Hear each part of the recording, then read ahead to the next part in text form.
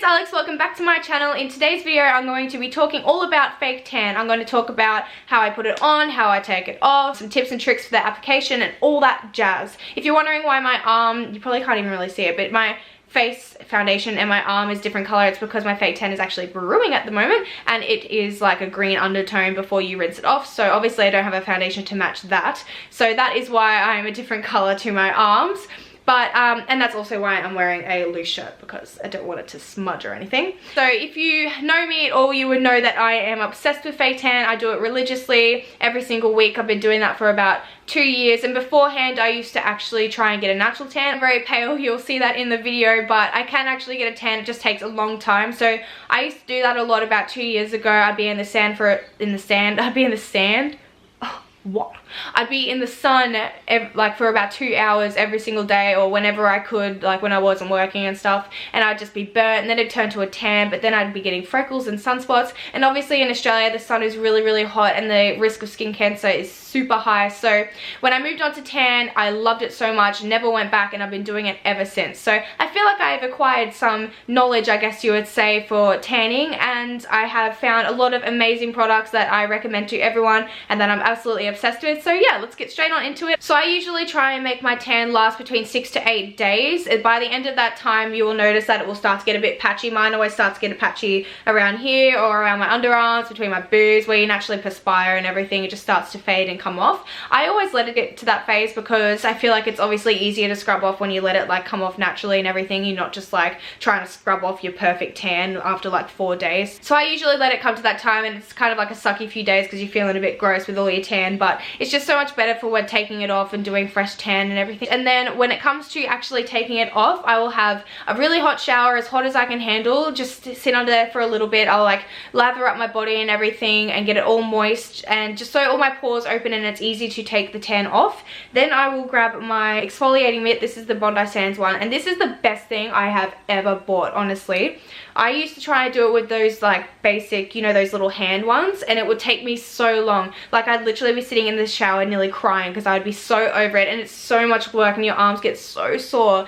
The day I bought this and brought this home and tried it, I was like, whoa, it is amazing. It's helped so much. It's still obviously hard, it's going to take you a while, but it is just 10 times better with this. So I highly recommend getting one of these. I think a few brands have these now. So yeah, I will use this to scrub everything off and make sure everything is nice and fresh. I will shave my legs and everything. After I have exfoliated all the excess tan off and I have shaved my skin and I'm nice and smooth and ready for a new tan application, I will turn the shower on really cold. That way my pores are closing back up, so when I get out of the shower and put my tan on, it's not going to sink into all those pores and create black dots all over my body. I'll sit under there for as long as I can bear it, and then I get out, and I'll usually wait around half an hour to an hour before I put my actual fake tan on. That way everything's closed up, your skin's relaxed after scrubbing it and shaving it and everything, and I can go in and start applying my fake tan, which is the fun part. Before I start to apply my fake tan, I'll always make sure to put on a oil-free moisturizer just over the areas where I am more dry. So I will put it on my elbows, my knees, my feet and my hands.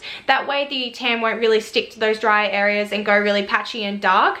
So by putting moisturizer on, obviously it's going to be a lot sheerer over those areas. I don't put it all over my whole body, because if I do that then the whole tan won't sink in as much, because obviously you're filling up your pores with the moisturizer and your tan won't sink into your skin. It'll be a lot paler. So I only put it on the areas where I am dry. And after that, I haven't even mentioned what tan I use yet. I use the Bondi Sands Ultra Dark Tan.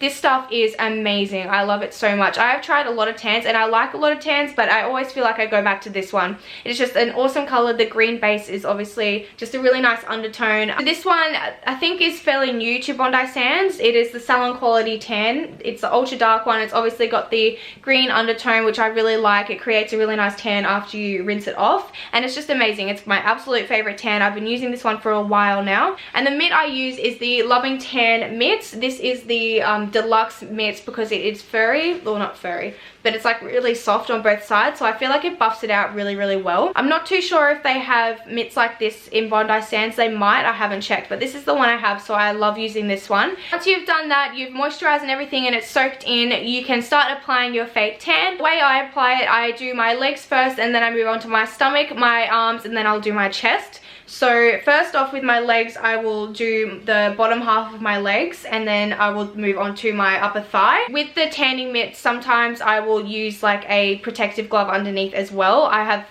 protective gloves at work, so usually I'll steal some from there, but I forgot to do it this time, just so none of the tan sinks through and goes onto your hand or anything. It's just like a double layer of protection, because you don't want, that sounds really dirty, because you don't want any tan on your hands. So when applying it, I'll use like large circular motions just to buff it all in and spread it all out, and in the areas where I feel like it's not blending in as much, I'll just pat my skin, like buff it in, I guess. And I love doing that, and I feel like it just blends it out really nicely. It makes it look really flawless and everything. So I'll usually end up doing that over every single part of my body. Like just after I've rubbed it in, I will pat over it to make sure it's nice and blended and everything. As for my back, I kind of just try and reach around as much as I can. It's really hard when you're on your own to get your whole back, or sometimes I'll just totally leave it, which is really lazy, but it doesn't really matter anyway because I don't really show my back a whole lot. My hair's always there and everything. But if I can, I'll get my mum to come in and help me do it, or my boyfriend if he's there, and I'll get my back done. But usually I'll just try and reach around awkwardly and try and get like wherever I can, and I'll go around there over my shoulders just so at least the majority of my back is covered.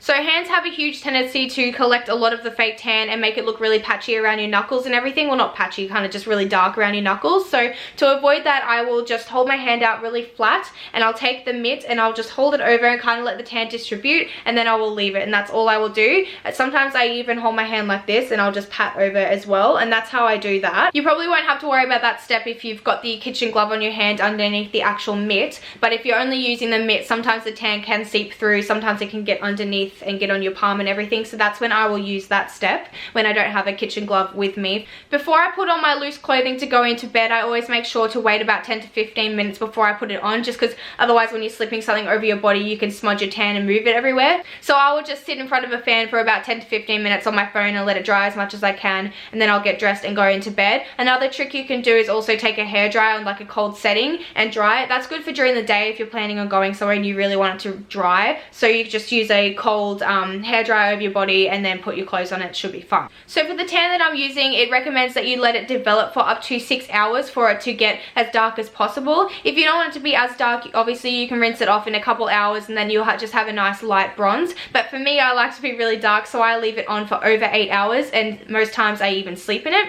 For sleeping in it, I will, because obviously you haven't rinsed it off and it can get all over your bed sheets, I will use my, this is called a tansy.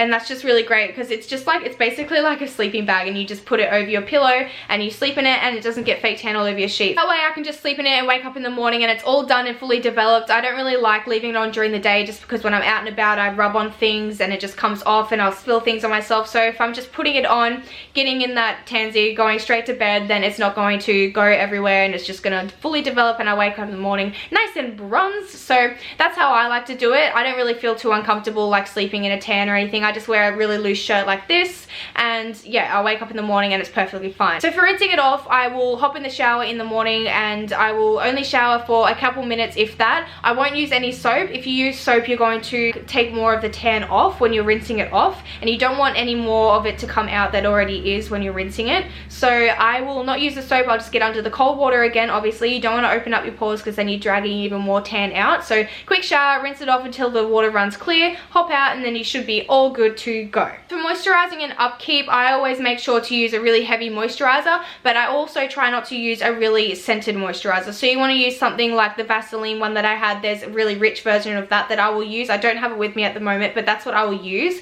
I'll just use that all over my body. I don't really mind feeling greasy, so I'll just lather it all over to make it last as long as I can. And then if you can, I avoid chlorine, but a lot of times you won't be able to help it because a lot of people only fake tan when they're going on holidays. That's fine, just means that your tan won't last as long as you, and you'll probably have to repeat this process like every 3 to 4 days if you want it to be looking amazing. Obviously the beach and everything, same goes for that. When you're in the ocean, there's sand everywhere. It's gonna make your tan last a lot less time, but that's, you know, stuff you can't help. The only thing I can really suggest is just moisturizing as much as you can, and then yeah, by the time the week comes to an end, you're gonna repeat the process, and it's just how it goes.